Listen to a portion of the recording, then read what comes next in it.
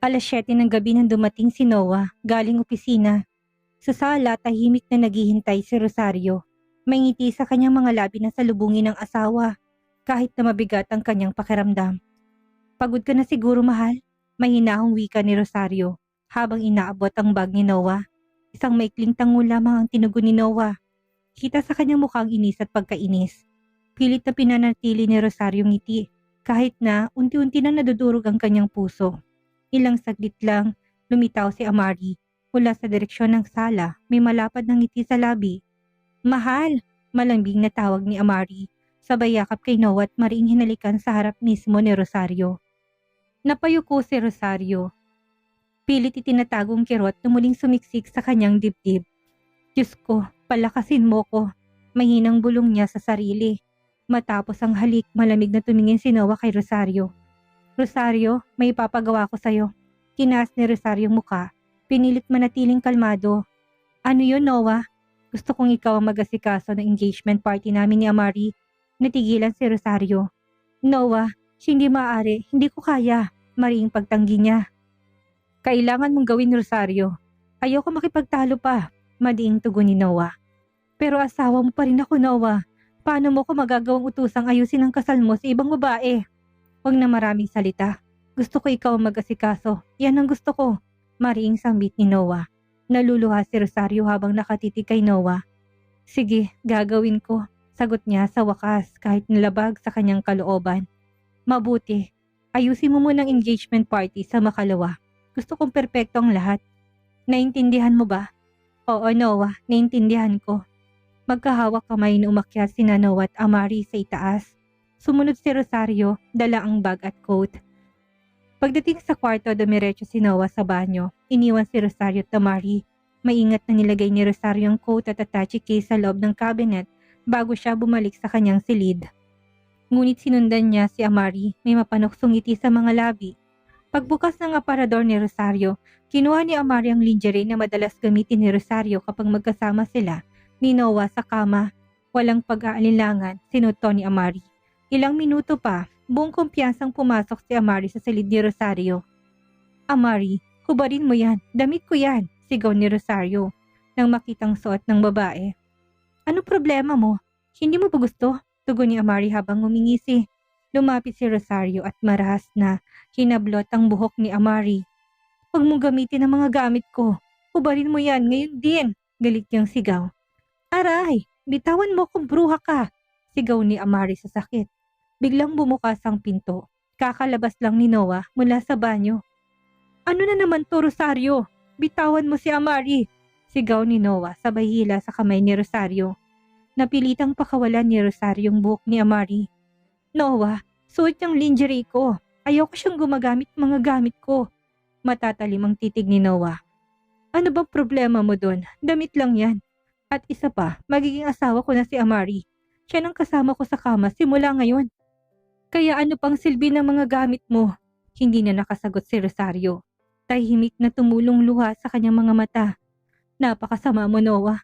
Hindi mo malang iniisip ang nararamdaman ko." Mahinang sambit niya. Lumapit si Noah at malamig na tumitig sa kanya.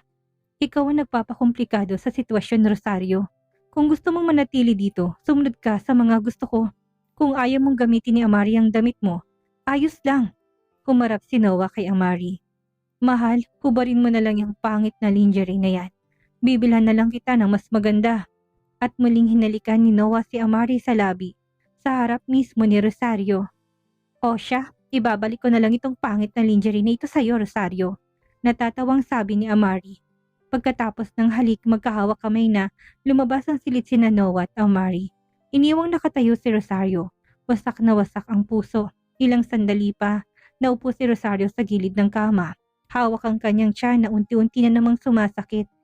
Alam niya na delikadong kanyang pagdadalang tao sa gitna ng ganitong uri ng stress. Pumikit siya, pilit na pinapakalma ang sarili. Maagang nagising si Rosario kinabukasan. Tahimik niyang inihandang almusal kahit na mabigat pa rin ang dibdib niya. Nang bumaba na si Noah at Amari, kasunod ang mag-asawang Dante at Marta, pinilit niyang ngumiti kahit na nangingilit ng luha sa kanyang mga mata. "Magandang umaga, Noah," bati ni Rosario. Nanginginig ang tinig. Okay, malamig na sagot ni Noah, hindi man lang siya tinignan. Magandang umaga, Rosario. Sana kayanin mong ihanda lahat para sa engagement party namin ni Noah. Sarkastikong sambit ni Amari. Tumango si Rosario. Oo, ako nang bahala. Huwag ka mag-alala, Amari. Pagkatapos kumain, sinimulan ni Rosario ang pag-asikaso ng lahat ng kailangan para sa engagement party. Sunod-sunod ang tawag, koordinasyon at pag-aayos ng maliliit na detalye. Lumipas sa mga araw at papalapit ng engagement day ni Noah at Amari. Lalong bumigat ang pakiramdam ni Rosario. Parang bilanggo siya sa sarili niyang tahanan. Pilit na ayusin ang kasal ng lalaking siya pa rin ang legal na asawa. Nang matapos ang lahat ng paghahanda, mag-isang naupo si Rosario sa kanyang silid. Maya-may bumukas ang pinto. Si Noah. Tapos mo na bang lahat ng preparasyon? Malamig na tanong ni Noah. Tapos na, Noah. Handa ng lahat. Sagot ni Rosario. Tinitigan siya ni Noah. Malamig ang tingin. Alam mo, Rosario, minahal din naman kita noon. Pero nagbago ng lahat. Oo, dahil hindi ako nakabuo ng anak para sa'yo, hindi ba? Dahil hindi na ako kasing ganda ng dati. Mabuti't alam mo, sagot ni Noah. Walang pakundangan. Napailing si Rosario. Wala nang masabi. Lumapit si Noah at inangat ang kanyang baba. Pinilit siyang tumingin sa mga mata nito. Huwag mo nang asahan na babalik pa ang pagmamahal ko, Rosario. Imposible. Tanggapin mo na lang ang totoo. Pagkasabi nito, iniwan siya ni Noah sa silid. Umiiyak. Durog na durog. Dumating ang araw ng engagement party. Suot ni Rosario ang uniform ng isang kasambahay.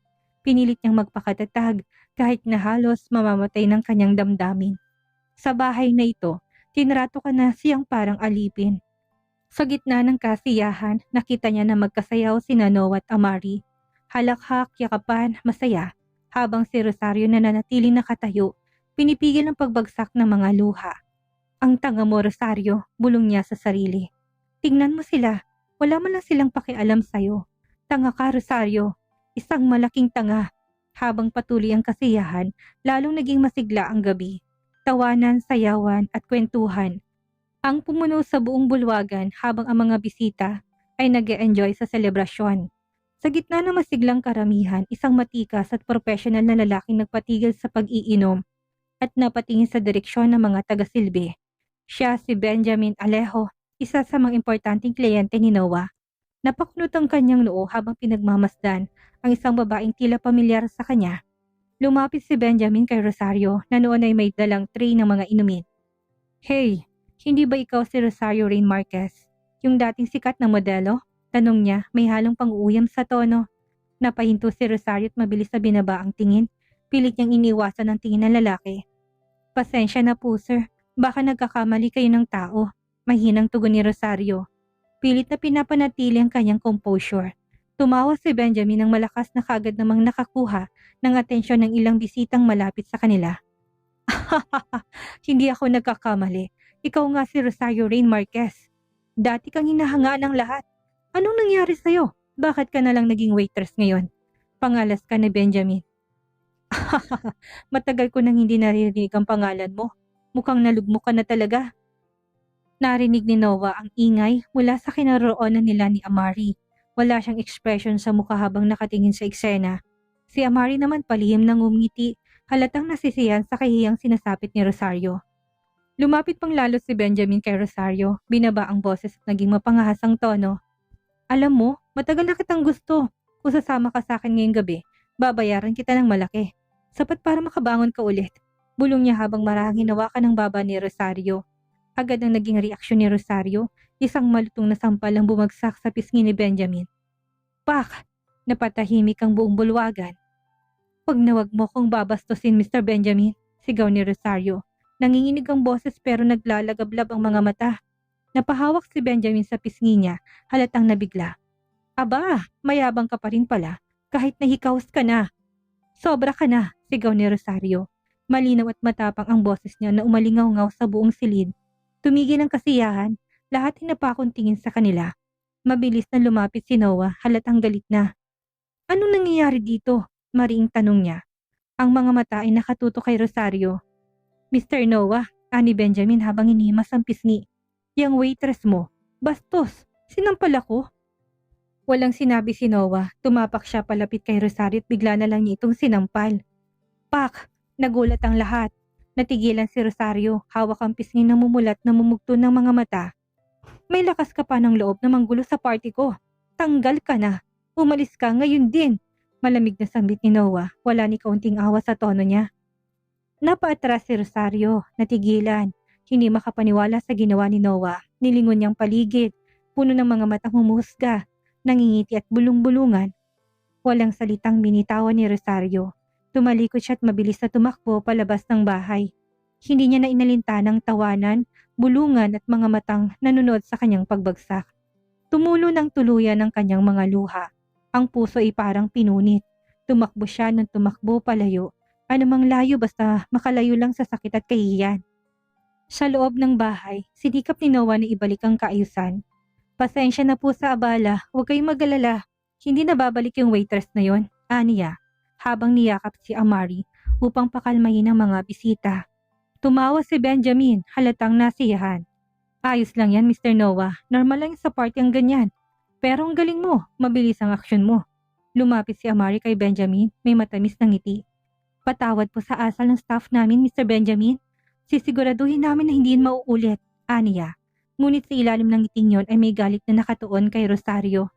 Nagpatuloy muli ang kasiyahan, ngunit naiwan sa hangin ang bigat ng pangyayari. Samantalang sa dilim ng labas ng bahay, tahimik na umiiyak si Rosario. Ang kirot sa kanyang pisngi ay walang kumpara sa sugat sa kanyang puso. Ang mundong minsang sumamba sa kanya, ngayon ay pinagtatawanan siya. Ngunit sa kabila ng lahat, may mumunting apoy sa puso niyang ayaw magpatinag. Kailangan mo maging matatag, Rosario. Magtiis ka. Sandali na lang ito. Bulong niya sa sarili habang maring niyayakap ang mga pira-pirasong natirang dangal. Matapos ang gulo kay Benjamin, muling nagpatuloy ang party. Maaliwalas ang paligid, maamong musika ang pumapailan lang sa hangin at ang mga ilaw na palamuti kumikislap sa bawat sulok ng silid. Sa gitna ng lahat, nakatayo sa maliit na tabladong palamutian ng puting mga bulaklak at kandila. Sina Noah at Amari, pinaligiran sila ng mga bisita na sabik na inabangan ang pinakamahalagang bahagi ng gabi. Ang seremonyas ng pagpapalitan ng singsing ng kasunduan. Sa isang sulok ng silid, nakatayo si Rosario. Tahimik na pinagmamasdan ng dalawa mula sa malayo. Mabigat ang kanyang dibdib at kahit na anong pilit, hindi niya maialis ang tingin sa magkasintahan na tila nagsasaya sa harap ng pagkawasak ng sariling pag-ibig niya. Napakalamig mo, Noah. Hindi ikaw ang lalaking minahal ko noon. Bulong ni Rosario sa sarili. Pakiramdam niya ay paulit-ulit siyang tinutusok ng matutulis na tinik habang nakikita si Noah at Amari na naghahanda ng magpalitan ng singsing. Maingat na hinawakan ni Noah ang kamay ni Amari. Kinuha niyang singsing mula sa maliit na kahon na inabot ng isang waiter. Ako, si Noah Warren Smith, ay sinusuot ang singsing na ito bilang tanda ng aking pagmamahal at katapatan kay Amari. Sabi niya sa tonong banayad, ngunit matatag. Pinasok niyang singsing sa daliri ng babae. Agad namang sumilay ang isang malapad na ngiti sa mga labi ni Amari. Sumunod naman si Amari. Siya na ngayon na maglalagay ng singsing sa daliri ni Noah. Hindi niya nasuot ang singsing namin noon. Bulong ni Rosario, namimigat ang dibdib sa sakit. At pagkatapos, sinila ni Noah si Amari palapit at marang hinalikan sa labi, sa harap ng lahat. Isang mahabang, masuyong halik. Para bang pinapakita niyang si Amari ng mundo niya ngayon. Nagpalakpakan at nagsigawan ang mga bisita. Ngunit para kay Rosario, tunog lang yun ng kawalang laman. Dahan-dahang umagos ang kanyang mga luha. Tumalikod siya tinungong likurang terasa ng mansyon. Gusto niyang makatakas sa mga matang nanonood, naghahanap ng lugar kung saan ay pwedeng dami ng sakit na hindi kailangang itago. Pagdating niya sa terasa, lumapit ang isang kasambahay. Isang maedad ng babae na noon pa ay may malasakit sa kanya. Marangin naplos itong balikat ni Rosario. Ma'am Rosario, huwag na po kayong umiyak, naintindihan ko pong pinagdadaanan niyo. Malumani na wika ng kasambahay. Kung masyado ng masakit, baka mas mabuting iwan niyo na lang po ang lahat. Umiling si Rosario, pinipigilan ng luha na ayaw tumigil sa pagdaloy. Hindi ko kayang umalis. Kahit hindi na ako mahal ni Noah, asawa niya pa rin ako, mananatili ako. Hindi ko bibitawan ang kasal naming ito, aniya sa nanginginig na tinig. Tinignan siya ng kasambahay, baka sa mga mata niya ang awa. Ma'am, may mas nararapat ka sa higit pa. Hindi mo kailangan tiisin ang ganito. Pero kung yan ang desisyon mo, ipagdarasal ko na sana'y kayanin mong lahat ng sakit. Mapait nang ngumiti si Rosario. Tumingala siya sa madilim na langit na tila walang bituin. Alam kong hindi magiging madali pero may pag-asa pa rin ako. Baka balang araw magising si Noah at mapagtantong mali siya. Gusto ko lang, nandito pa rin ako. Kahit hindi niya na ako mahal, basta't ako nandito. Napabuntong hininga ang kasambahay, saka siya mahigpit na niyakap. Isa kang matapang na babae, Ma'am Rosario. Sana balang araw, matagpuan mo rin ang kaligayahan. Pagkalipas ng ilang sandali, bumalik na sa loob ang kasambahay. Naiwan si Rosario sa terasa, nakatingin sa loob ng bahay kung saan patuloy pa rin nagsasaya sina Noah at Amari. Dumampi ang malamig na hangin sa kanyang balat, kasing lamig ng nadarama niyang pag-iisa. Ngunit sa kaloob-looban niya, alam niyang kailangan niyang magpakatatag. Hindi siya aalis, magtitiis siya. Kakayanin niya ang lahat ng sakit. Sapagkat kahit na wala ng pagmamahal ni Noah, buhay pa rin ang pagmamahal ni Rosario. At sa ngayon, sapat na yon upang ipagpatuloy ang kanyang laban. Hanggat kaya ko, lalaban ako. Mahina niyang bulong, sa kanya pinahid ang mga luha. Pilit siyang ngumiti, kahit na alam niyang durog na siya sa loob. Nagising si Rosario namumugtong mga mata dahil sa buong gabing pag-iyak. Alam niyang magiging mahirap ang araw na ito, pero pinilit pa rin niyang magpakatatag. Matapos maligot magbihis, pinili niya manatili sa guest room na ngayon ay nagsisilbi niyang silid. Nandun pa rin sina Noah at Amari sa isang kwarto sa master suite kahit na hindi pa sila opisyal na kasal. Biglang bumukas ang pinto ng silid. Pumasok si Noah na seryosong muka. Maingat na sinara ang pinto. Para bang ayaw niyang may makarinig ng pag-uusap nila. Tumayo si Rosario mula sa kanyang inuupuan na tinitigan si Noah. Pilit pinapakalma ang puso niyang muling bumibilis ang tibok. Noah, anong meron? Mahinang tanong ni Rosario. Malamig ang tingin ni Noah kay Rosario. Pumunta ako dito para sabihin sa'yo na simula ngayon, ayoko nang makita ka nagpapakita sa harap ng mga bisita o mga katrabaho ko na dumadalaw dito sa mansyon. Malamig na wika niya. Napakunot ang noon ni Rosario. Sinusubukang unawain ang mga sinabi ni Noah. Bakit Noah? Ayoko malaman nila na nandito ka pa. Matigas na sagot ni Noah. Alam na ng lahat na tinanggal ka na at yan ang dapat nilang paniwalaan. Kaya't mananatili ka lang dito sa guest room o sa ibang bahagi ng bahay habang nandito mga bisita. Naintindihan mo? Napatitig si Rosario kay Noah habang nalalabong kanyang mga mata. Muling nasugatan ng puso. Dahan-dahan siyang tumango, pinipigil ang bumagsak ang luha. Oo, naintindihan ko. Mahina niyang tugon. Bago pa man makapagsalita ulit si Noah, muling bumukas ang pinto. Pumasok si Amari na may matamis na ngiti sa mga labi. Agad siyang yumakap kay Noah mula sa likuran at sinandal ang baba sa balikat nito. Para bang isang batang lambing na lambing. Noah, hinahanap kita, nandito ka pala. Aniya habang binigyan si Rosario ng malamig na tingin. Pinatong ni Noah ang kamay niya sa kamay ni Amari na nakayakap sa kanyang bewang. Sinasabihan ko lang si Rosario tungkol sa bagong patakaran. Bawal na siyang lumabas kapag may mga bisita. Aniya sa malamig at walang emosyon na tinig. Gumiti si Amari ng may kasiyahan. Sa kaniyakap si Noah sa leeg at hinalikan to sa pisngi ng may kasabikan. Mabuti naman mahal. Ayaw natin mapag-isipan tayo ng masama, hindi ba? Aniya sa matamis ngunit may bahid ng panlilibak na tono. Ramdam ni Rosario ang matalim na sakit sa kanyang dibdib habang pinagmamasdan ang pagiging malapit ni Noah at Amari. Napakuyom siya ng kamao, pinipigilan ang pagsabog ng galit at lungkot na nagsasalubong sa kanyang puso. Naiintindihan ko. Paus niyang sambit habang pinipilit ituwid ang kanyang tindig. Ngumiti si Amari ng malapad saka tumingin kay Rosario na para bang tagumpay na tagumpay. Mabuti naman kung ganon. Sige, magpahinga ka na lang dito Rosario, ani Amari na may pang-uuyam sa boses. Abala kami sa paghahanda para sa kasal namin, kaya mas mabuti nang huwag ka nang makialam. Wala nang ibang sinabi si Noah. Tinapunan niya na lang ng malamig na tingin si Rosario bago tuluyang inakay si Amari palabas ng silid. Muling sumara ang pinto. Iniwang nag-iisa si Rosario sa kwartong unti-unting naging masikip at malamig. Umupo si Rosario sa gilid ng kama, nakatitig sa pinto ang bagong sara pa lamang. Ang mga luhang pinipigilan niya kanina, tuluyan ang bumagsak sa kanyang mga pisngi.